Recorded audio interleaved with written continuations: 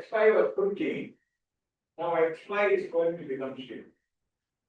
So this one is X1. The entire matrix now we have to change. Make this 1 first by dividing the whole row by 4. It's like the same equation. It's not changing the equation. So that means 1. 5, 3, 4, 0, 2, 1, 2, 3, 4.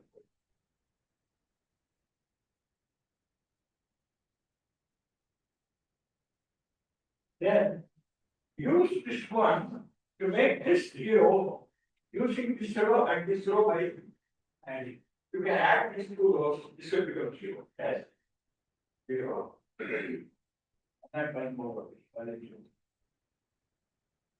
13 over the 4 0 1 this is 1 over 4 this is 15 over 4 plus 1.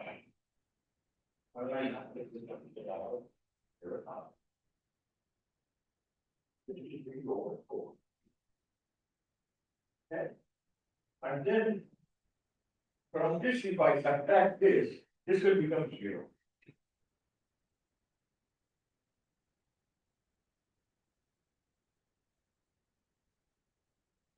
What? 0.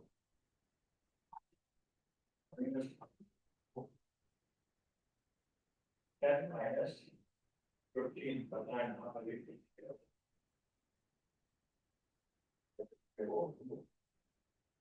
and here what I write is, you have to write down this also, make this 0 by using this becomes 0 by multiplying this by 2 and I then one there, one there can happen.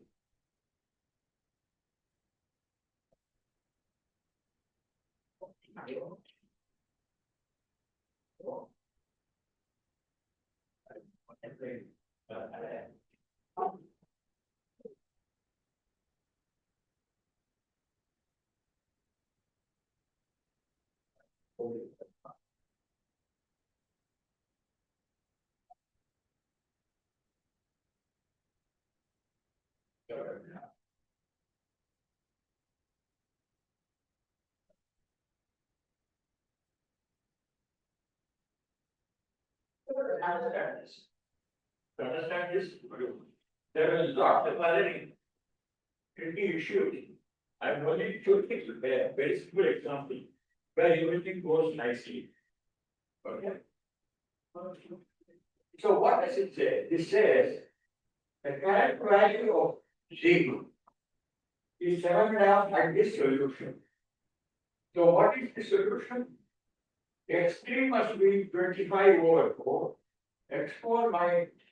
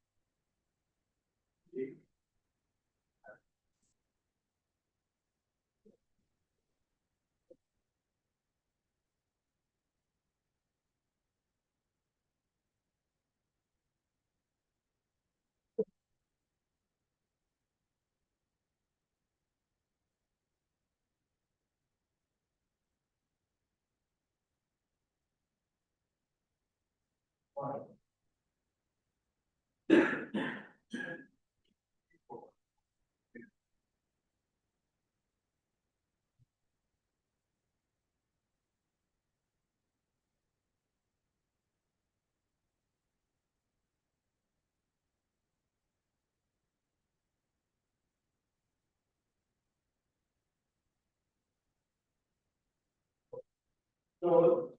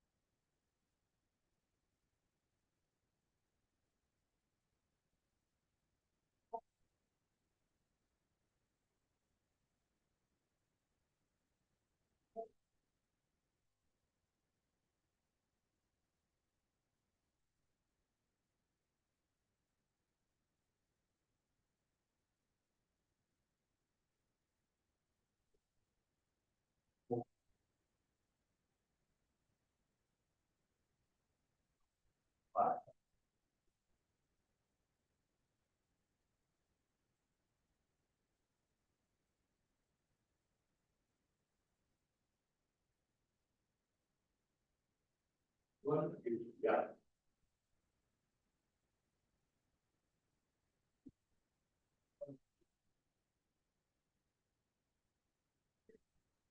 Okay.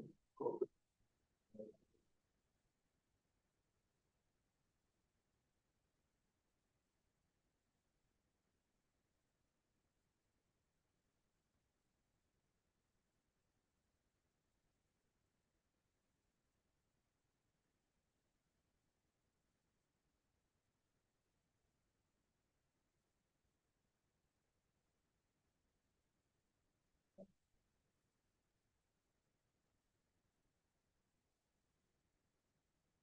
What does this?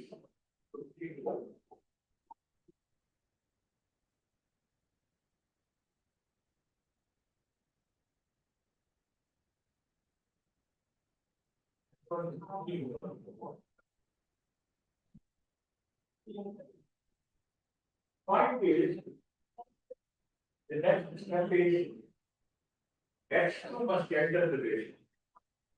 X2 must enter the base. And you do the same work like that. Same work like that. And you will realize the moment this becomes zero, all these things are positive will stop. That's what we have. Okay. And the only idea is you are improving from one basic principle to an adjacent basic.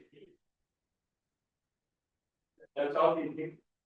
But there are a lot of intermediate tricks which are part of linear programming, which I cannot do in a normally one semester course.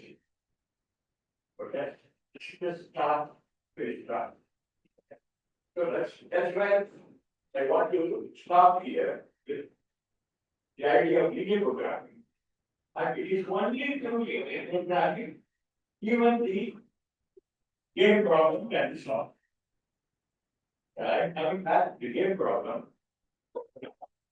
So let me write it down, the game problem.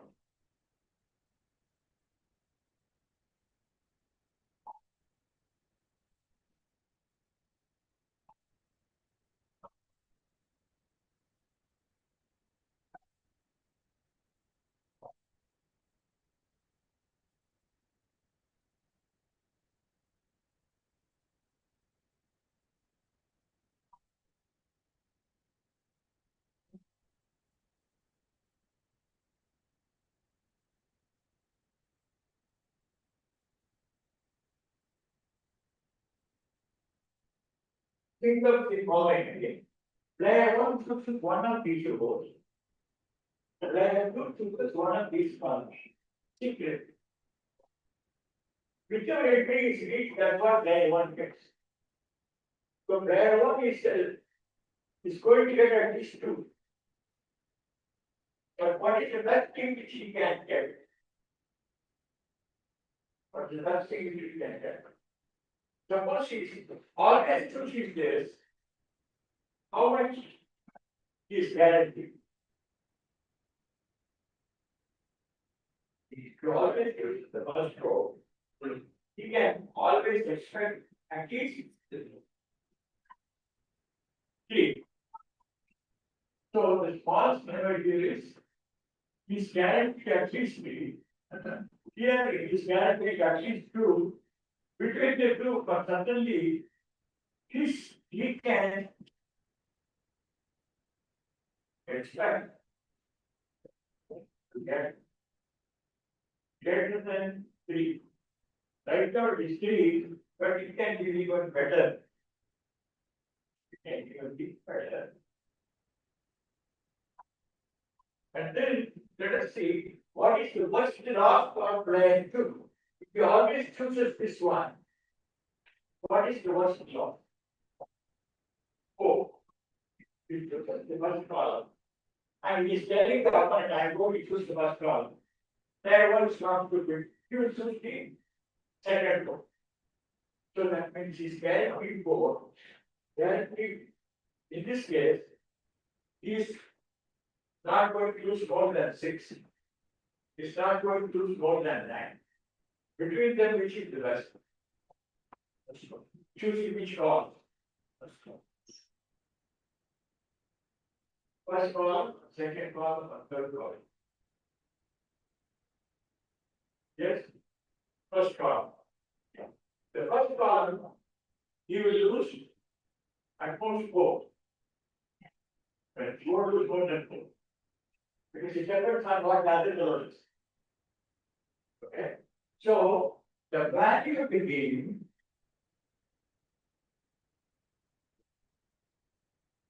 lies between D and 4. The value became lies between 3 and 4. So the game has to be played in what is called mixed strategy. So we must choose this with some probability B, this with some probability 1 minus B, this with some probability Q1, this with some probability Q2, this with probability 1 minus Q1 minus. Okay. So the Minimax theorem, what it says, I write it down.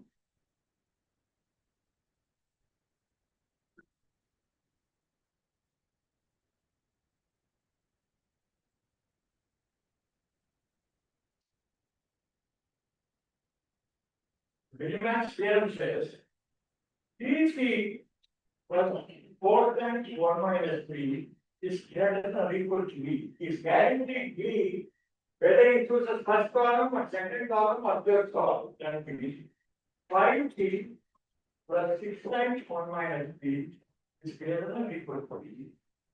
9T plus 2 times 1 minus B is greater than or equal to B.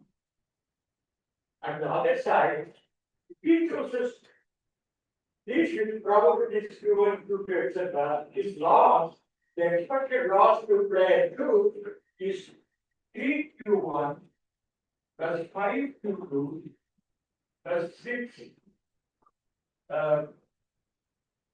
1 minus Q1 minus Q2 is less than or equal to B. 4Q1 plus 6Q2 plus 2 times 1 minus Q1 minus Q2 is less than or equal to B. 0 less than or equal to Q1, Q2 less than 1. 0 less than or equal to B less than or equal. So this one is equal to the see my point? So there is a unique number B for which all these things for B's are satisfied. And that B is called the value between. That B is called the value between. And then any B which satisfies these conditions for that B is called an optimal strategy. Similarly, an optimal strategy for the other thing.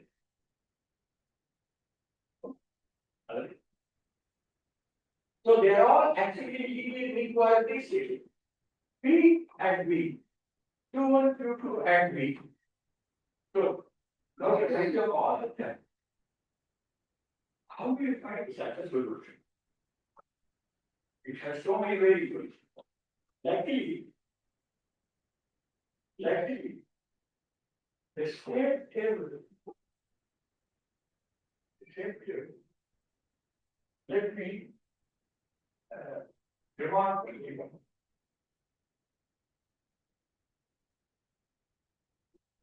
Do you agree B is positive?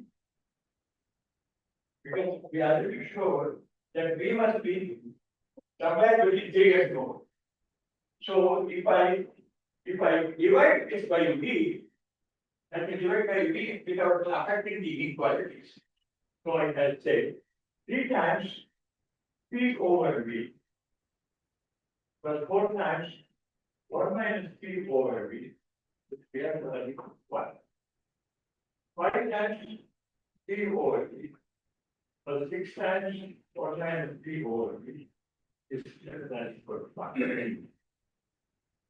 P over V.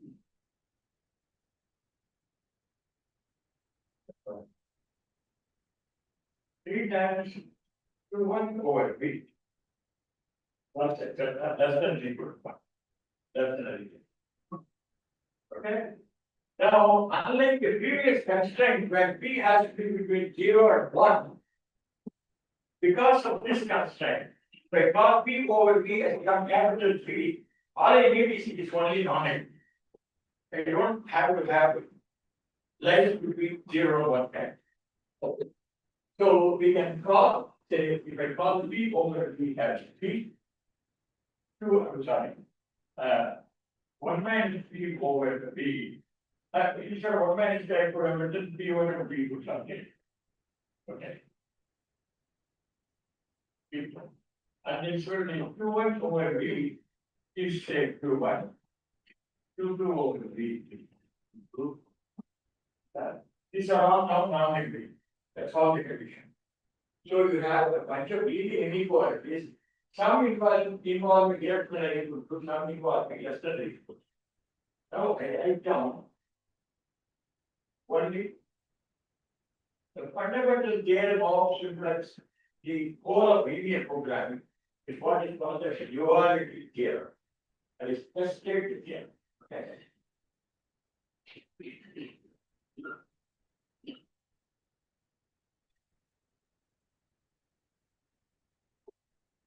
Well, so what is duality theorem?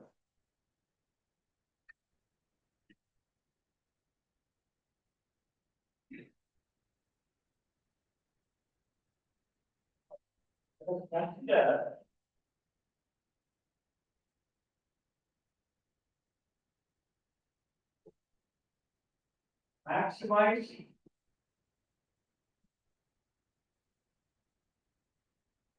C transpose S. Each vector, any vector is a column vector. Think of any vector as a column vector.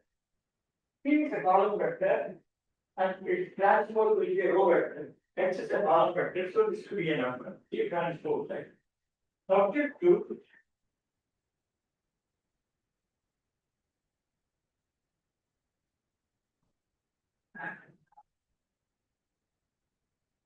X less than or equal to X non. Okay. So this one is a column vector. So this one is also a column vector. And non-equal. This is problem one. The maximization problem. Okay. You could have an optimal solution.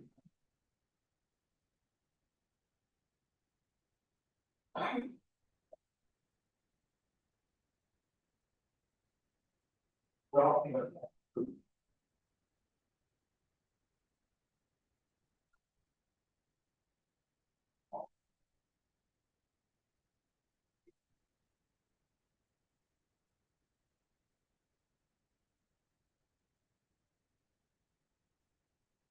The dual problem